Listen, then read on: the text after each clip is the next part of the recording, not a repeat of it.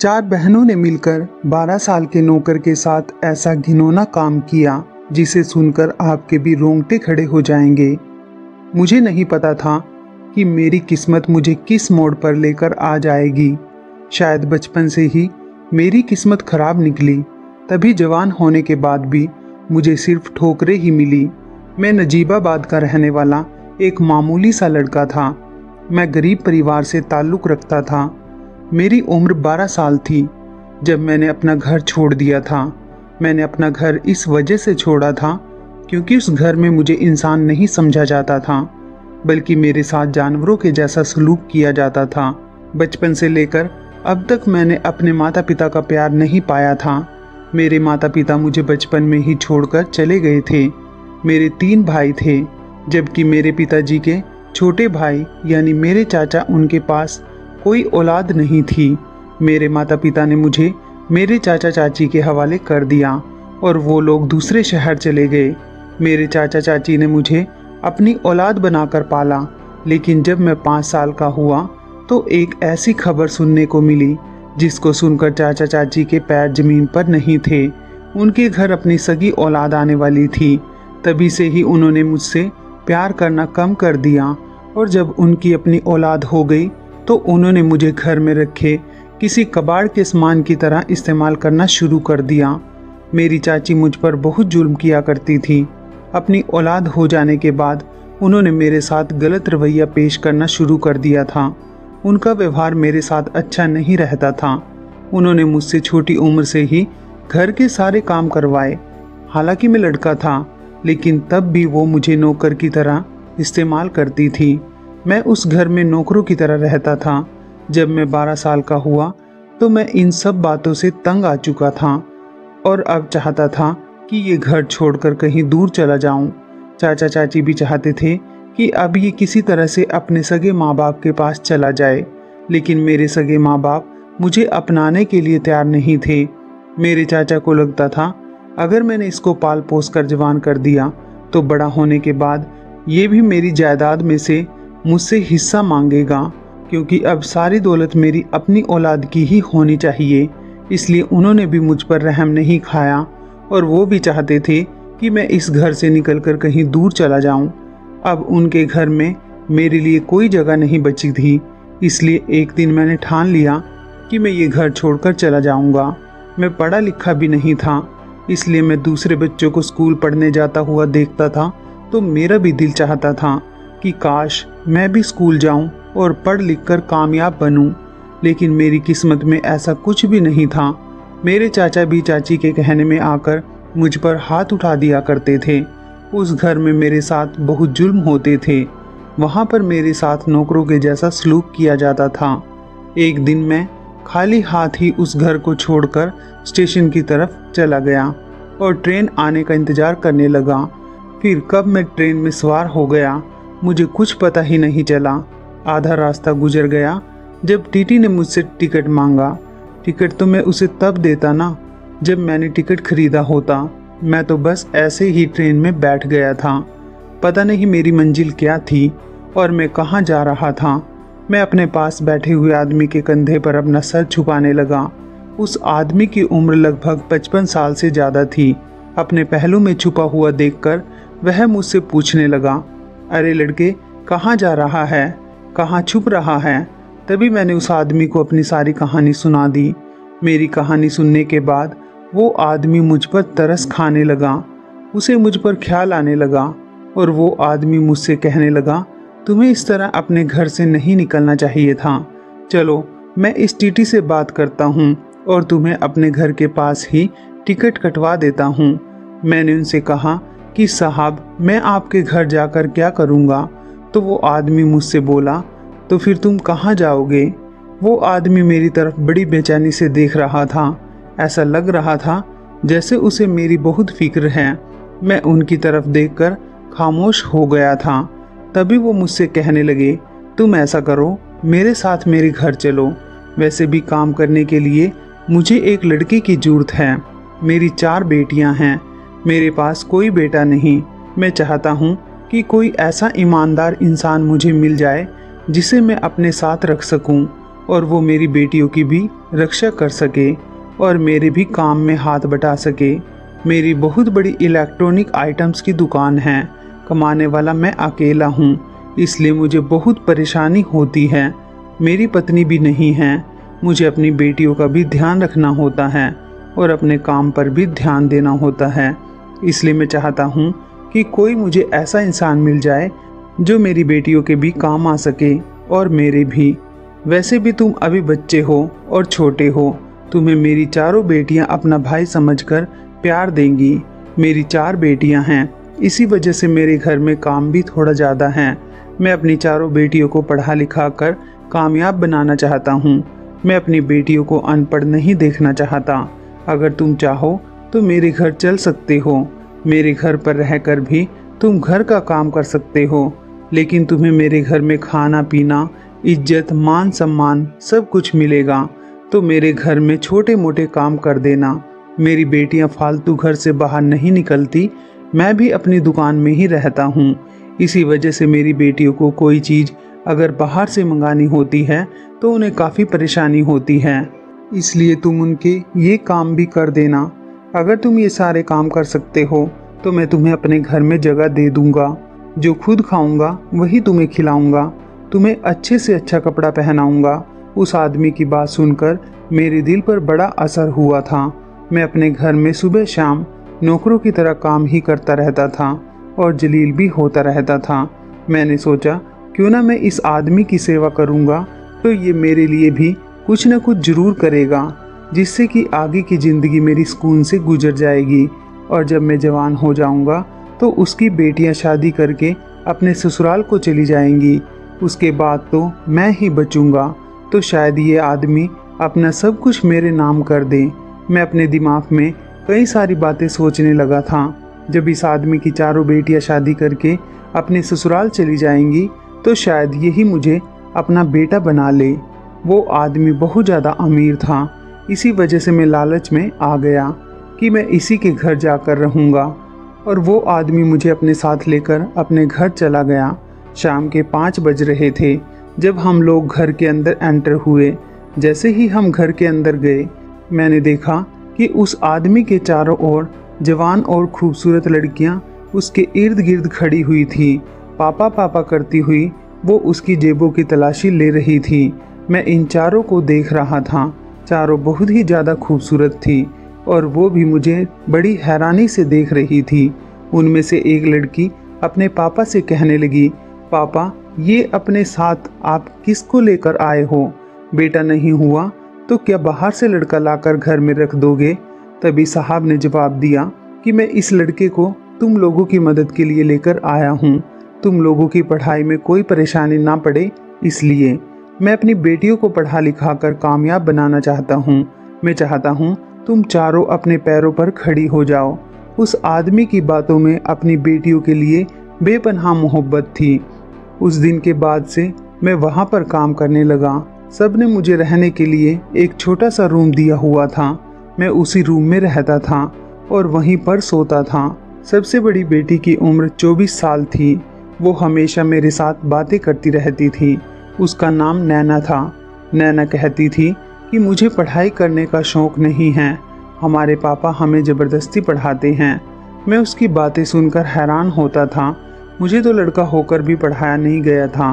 उन लड़कियों का पिता उन्हें लड़की होने के बावजूद भी पढ़ा लिखा रहा था, मगर ये लड़कियां पढ़ने के काबिल ही नहीं थी। ये हर वक्त मोबाइल या टीवी में ही ध्यान लगाए रखती थी या फिर एक दूसरे के साथ हंसी मजाक करती रहती थी।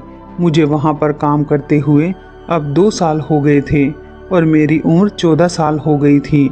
एक रात जब मैं अपने रूम में सो रहा था, तभी मुझे अपने कमरे के दरवाजे पर हल्की हल्की सी दस्तक महसूस हुई। मैं आंखें मलते हुए उठा। मुझे बहुत तेज नींद आ रही थी।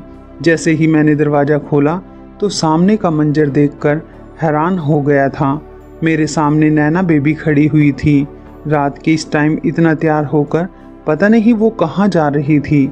मैं उन्हें बड़ी अजीब सी नज़रों से देखने लगा, लेकिन फिर उनकी बातचीत से और चाल ढाल से लग रहा था कि वो कहीं जा नहीं रही, बल्कि मेरे कमरे में आ रही हैं।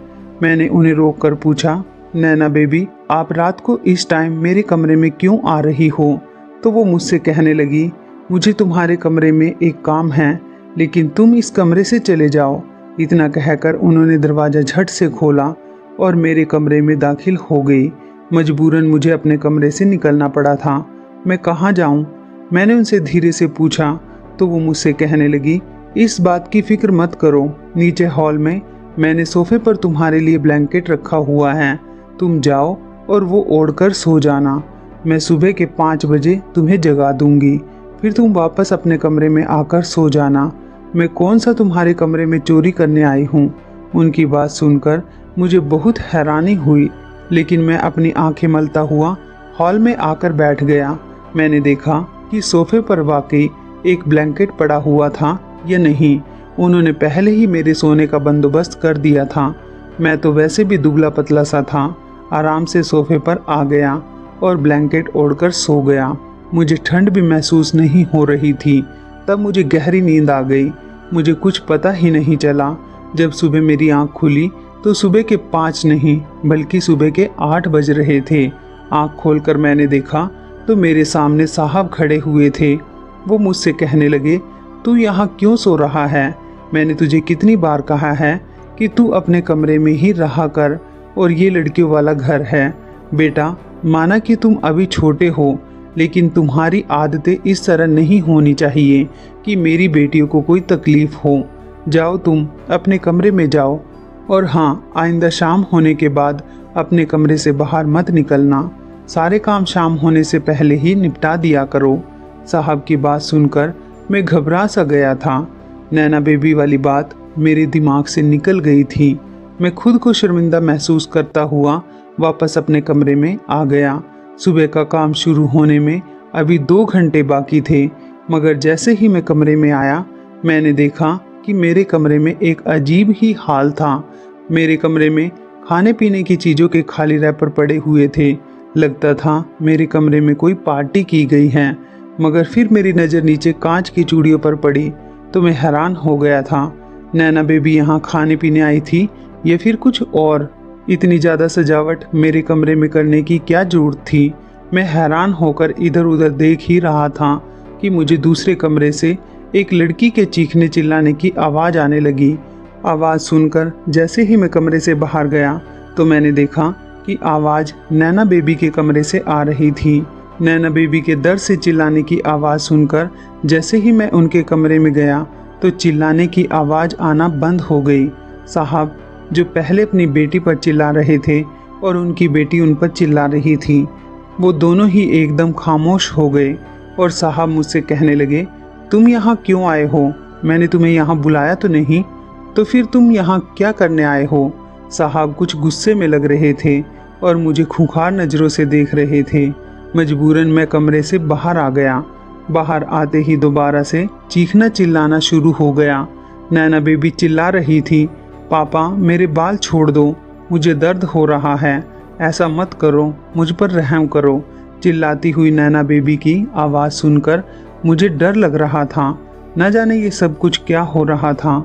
मैं अपने दिल में सोचने लगा, मैंने कोई कसूर तो नहीं किया, ऐसा तो नहीं हो सकता।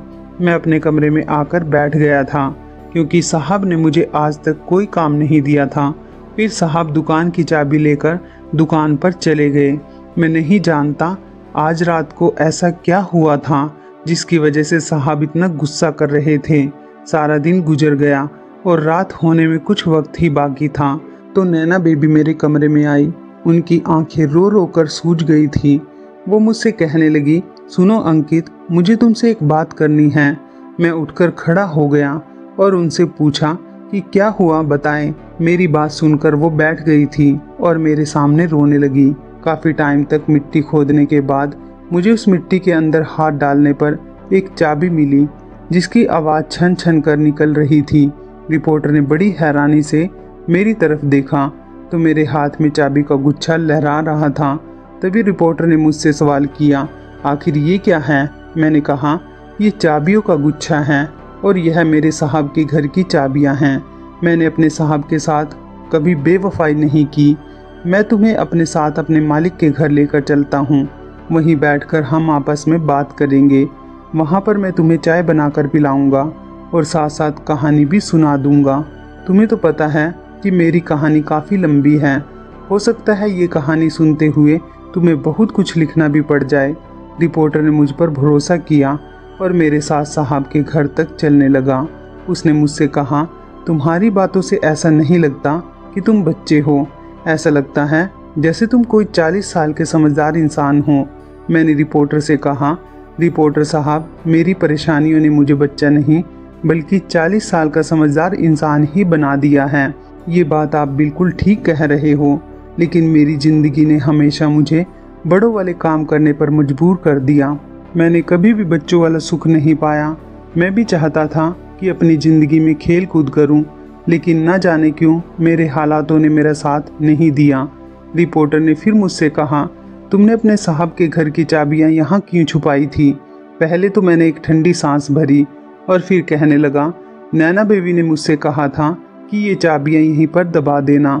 अगर कभी हम जेल से निकले तो अपने घर आने के लिए हमें किसी से चाबियां मांगनी नहीं पड़ेंगी, हम यहीं से चाबियां निकाल लेंगे। रिपोर्टर को इस बात पर बहुत हैरत हुई थी। तो रिपोर्टर ने मुझसे कहा कि जेल जाने से पहले लोग ऐसी बातें तो नहीं सोचते, मगर हैरत की बात तो ये थी कि तुम दोनों जेल में बहुत आराम से रह रहे थे। तुम दोनों को वहाँ से निकलने की कोई चाहत नहीं थी। मैंने रिपोर्टर की इस बात पर कोई जवाब नहीं दिया और हम साहब के घर तक पहुँच चुके थे। मैंने चाबियों के गुच्छे से एक चाबी निकाली और घर का दरवाज़ा खोला। घर के अंदर अजीब सी बदबू और खुशबू जैसी मिली जुली आ रही थी। देखा कि घर काफ़ी ठंडा सा हो रहा था। घर काफ़ी दिनों से बंद पड़ा हुआ था, इसकी वजह से गंदगी और सीलन भी बहुत आ गई थी। मैं और रिपोर्टर धीरे धीरे घर के अंदर चले गए। मैंने रिपोर्टर को बताया, ये कमरा नैना बेबी का था। रिपोर्टर ने कहा, कौन नैना बेबी?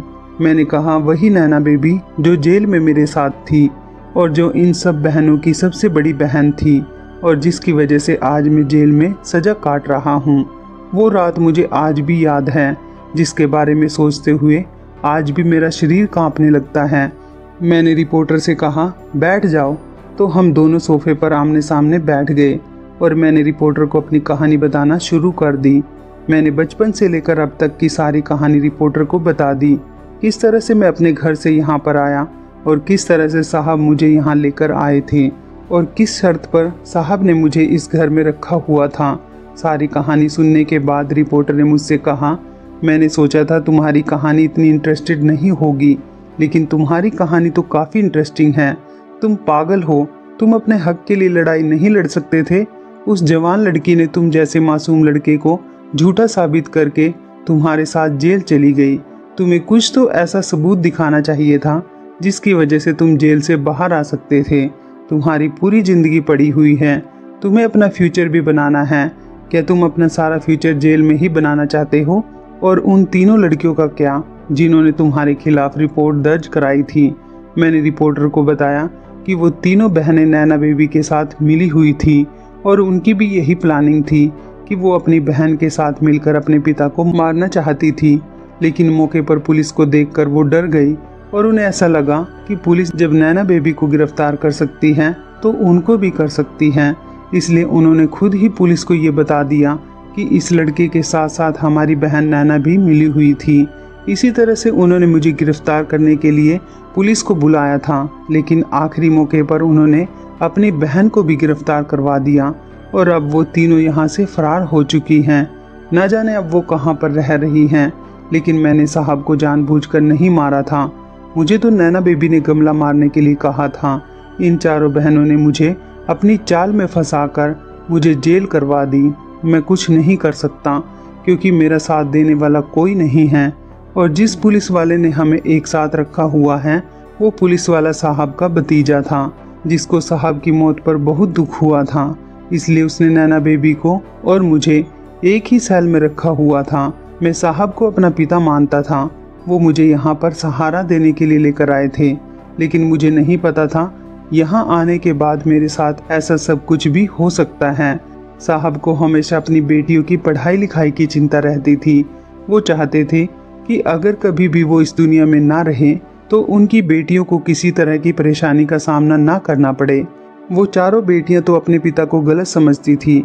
उन्हें ऐसा लगता था कि उनके पिता उन्हें पढ़ा लिखा कर उनकी कमाई खाना चाहते हैं, लेकिन साहब जी तो बहुत अच्छे और ईमानदार इंसान थे। वो हमेशा अपनी बेटियों के भले के बारे में ही सोचा करते थे। अगर मुझे उस दिन इस बात का पता होता कि ये चारों मिलकर अपने पिता को मारना चाहती हैं, तो मैं कभी भी उनका साथ नहीं देता और साहब को इस बारे में सब कुछ बता देता। रिपोर्टर ने मेरी कहानी नोट कर ली और मेरी सारी कहानी सुनने के बाद वो मुझे पूरे 24 घंटे बाद पुलिस स्टेशन ले गया। उसके बाद मुझे नैना बेबी के साथ उसी सेल में बंद कर दिया गया।